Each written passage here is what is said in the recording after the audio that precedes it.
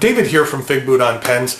I'm here to discuss one of the most popular fountain pens on the market today, the Pilot Metropolitan, or some people call it the Metro, and in Europe it's called the Pilot MR. So what I'm going to do today is go over some of the parts of the pen, some of the pros and cons in my opinion, and I'll show you some measurements and then we'll do a writing sample. So this is the Metropolitan in the box that it comes in. It comes in many different colors and many different band styles. So there's, it's one of those pens out there that has a ton of choices to select from. So this one in particular is the zigzag pattern. So you can see that there's a zigzag pattern on there. Both the barrel and the cap are metal, and so for a $15 pen it has a very good weight and feel to it, so it doesn't feel cheap at all. It feels more substantial than the price is. The clip is decent, and it has some shading, not some shading, but some grooves on the side of the clip that I enjoy and like. I'm not sure if you can kind of see that, but there's some grooves there. And then on this side it actually says Pilot, and on this side it says Japan, and I know that's small, that's probably not going to be able to see that. So it has a very nice matte finish. I actually prefer kind of a matte finish as opposed to a shiny slick finish, but all of the Metros have this matte finish.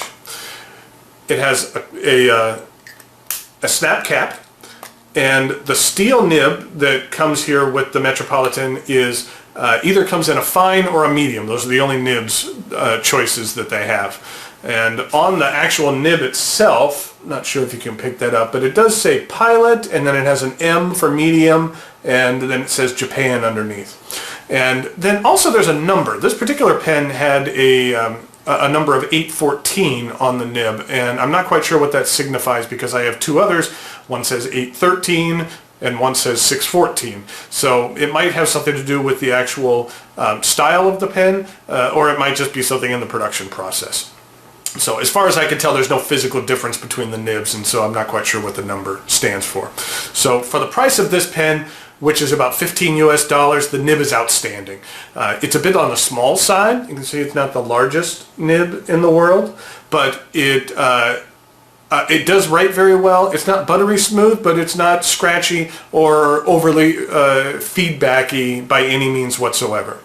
I have several more expensive pens that don't have nibs that write as well as this pen does. It has a solid feed, as you can tell here, with these decorative grooves. The grooves don't actually go all the way through like a fin. So then there is an ink hole on the bottom here. If you can see that, there's an ink hole right at the bottom. And just so you know that if you're new to fountain pens, that when you fill up a pen using a converter, that is actually where the ink is being drawn in from, is down here. It's not being drawn in from the tip, it's not being drawn in from this breather hole right here. It's actually being brought in down here, so that's why you really need to get the pen actually into the ink onto the section, past the section, because it needs to get past that hole here. The plastic section is a little narrow for my taste. That I have a tendency to hold the pen way down at the end of the section, and so on the Metropolitan I find myself actually gripping over the section to where I'm not even on the section itself. I'm a little bit past that, and that it does have a steep step up to the barrel, so there's a steep step here, but it's not uncomfortable. And it's not sharp by any means, but then the barrel kind of tapers out to the end. It is, the pen posts very well, and it's very well balanced when it is posted. Now, personally, the edge of the cap kind of rubs against my hand right here, and so at times, for me personally, it can be a little uncomfortable writing with this posted, but that will vary for every user. But writing with it unposted, it works fine as well. And posting it doesn't make it top heavy, and it's very nicely distributed for the weight. This is a cartridge converter pen that comes with a proprietary Pilot cartridge as well as a squeeze converter. So it does come with a squeeze converter like this, and I'm really not a big fan of the aerometric or squeeze converters. The main reason being that, well, there's two reasons. One is I've found that they don't hold that much ink. And then the second thing is, since it's not translucent, you really don't know how much ink is left in your pen. Basically, you find out you've run out of ink when you run out of ink. So I'm not a huge fan of these. They work, but I prefer using the Con 50 cartridge, or the Con 50 converter that can be put into the pen. This particular one, I have a Con 50 in. So, as I mentioned, that the Pilot does have proprietary converters and cartridges. You cannot use standard international, and wanted to show you a difference here. So this is a Pilot cartridge. You see a very large hole here at the end. And for comparison, this is a standard international, and you can see a much smaller hole. So when I hold these two up together, you can really see the difference between the Pilot and the standard international, so you understand why the international will not work in a Pilot pen. So if you're brand new to fountain pens, this is your first fountain pen, use the squeeze converter. It's perfectly fine, it works fine, it's just not my personal preference. But it does work, and it will suit your needs and do what it needs to do. Overall, the Pilot Metropolitan gives you a lot for your money. In my opinion, it's one of the best fountain pens you can buy under $20. And that it's perfect for folks that are brand new to fountain pens, and then also enjoyable for seasoned users as well.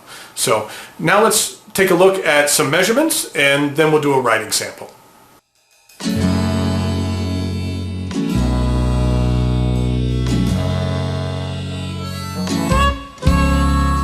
So here we go with a writing sample for the Pilot Metropolitan. We have here the Pilot Metropolitan. And this one is a medium nib. As I mentioned before, it only comes in fine and medium. And the ink is Private Reserve.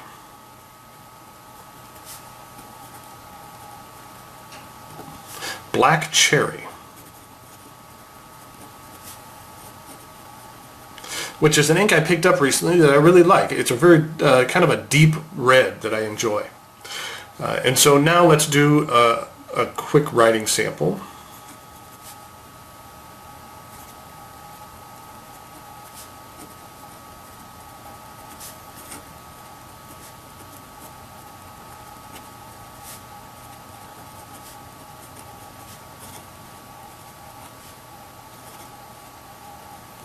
For a $15 pen, this is a great nib. It's not buttery smooth, but it does. It is on the smooth side, and it doesn't have tons of feedback, and is not scratchy whatsoever.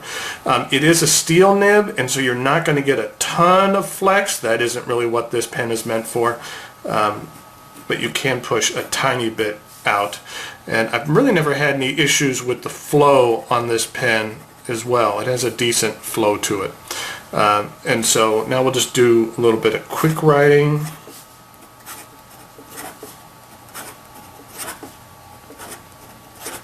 And the feed keeps up just fine.